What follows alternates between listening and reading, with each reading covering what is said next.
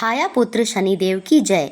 शनिदेव को कलयुग का राजा कहा जाता है और शनिदेव की कृपा मिले तो मनुष्य रंक से राजा बन जाता है और वहीं अगर शनि की दशा चले तो राजा भी रंक बन जाता है। शनि ही होते हैं जो आपको धनी बनाते हैं। तो शनिदेव की कृपा पाने के लिए हर शनिवार को शनिदेव की कथा का जरूर श्रवण करना चाहिए और इसके साथ शनि पत्नी के नाम का स्मरण भी करना चाहिए। आइए बड़ी श्रद्धा और प्रसन्नचित मन से भगवान शनिदेव की दिव्य कथा को सुनते हैं, जिसके सुनने मात्र से मनुष्य धन समृद्धि, ऐश्वर्य और मान सम्मान की प्राप्ति करता है। तो प्रेम से बोलो शनिदेव महाराज की जय। एक बार की बात है, सभी नवग्रहों सूर्य, चंद्र, मंगल, बुध, बृहस्पति, शुक्र, शनि, राहु और केतु में विवाद छिड़ गया कि इनमें सबसे बड़ा कौन है। सभी आपस में लड़ने लगे और कोई निर्णय ना होने पर देवराज इंद्र के पास निर्णय कराने पहुंचे। इंद्रदेव घबरा गए और उन्होंने निर्णय करने में अपनी असमर्थता जताई, परंतु उन्होंने कहा कि इस समय पृथ्वी पर राजा विक्रमादित्य हैं, जो कि अति न्यायप्रिय हैं। वे ही इसका निर्णय कर सकते हैं। सभी ग्रह एक साथ राजा विक्रमादित्य के पास पहुंचे और अपना विवाद बताया और निर्णय के लिए कहा।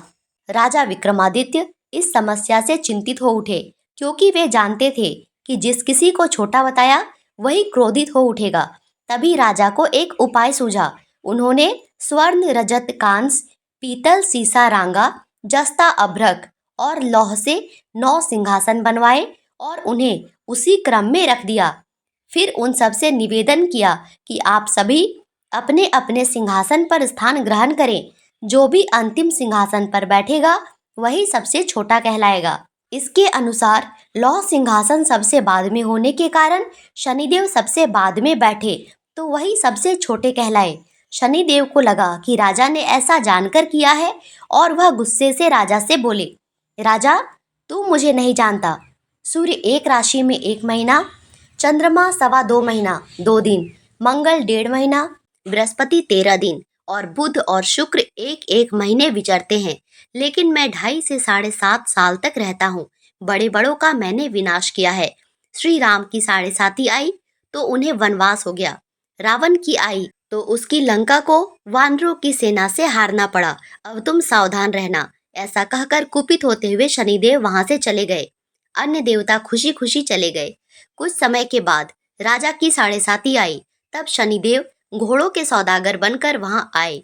उनके पास कई बढ़िया घोड़े थे। राजा ने यह समाचार सुनकर अपने अश्वपाल को अच्छे घोड़े खरीदने की आज्ञा दी। उसने कई अच्छे घोड़े खरीदे और एक सर्वोत्तम घोड़े को राजा को सवारी हेतु दिया। राजा ज्यों ही उस पर बैठा, वह घोड़ा सरपट वन की ओर भागा। भीषण वन में पहुंच वह अंतर ध्यान हो गया। अब राजा भूखा प्यासा भटकता रहा। तब एक ग्वाले ने उसे पानी पिलाया। राजा ने प्रसन्न होकर उसे अपनी अंगूठी दी। वह अंगूठी देकर राजा नगर को चल दिया और वहां अपना नाम उज्जैन निवासी वीका बताया। वहां एक सेठ की दुकान पर उसने जल इत्यादि पिया और कुछ देर आराम किया। भाग्यवश उस दिन सेठ की खूब बिक्री हुई। सेठ उसे खाना इत्यादि कराने खुश होकर अपने साथ घर ले गया। वहां उसने एक खूंटी पर देखा कि एक हार टंगा है, जिसे खूंटी निगल रही है। थोड़ी देर में पूरा हार गायब था। तब सेठ ने आने पर देखा कि हार गायब है। सेठ ने समझा कि वीका ने ही उसे चुराया है। उसने वीका को कोतवाल के पास पकड़वा दिया। फिर उस नगर के राजा ने वीका को चोर समझकर उसके हाथ पैर कटवा दिए और नगर के बाहर फेंकवा दिया। वहां से एक तेली निकल रहा था, जिसे दया आई और उसने वीका को अपनी गाड़ी में बैठाया। वह अपनी जीभ से बैलों को हाँकने लगा। कुछ समय के बाद राजा की शनि दशा समाप्त हो गई और वर्षा ऋतु आने पर राजा मल्हार गाने लगा। राजा जिस नगर में रहता था, वहां की राजकुमारी मनभावनी को उसका गाना इतना पसंद आया कि उसने मन ही मन प्रण कर लिया कि वह उस राग गाने वाले से ही विवाह करेगी।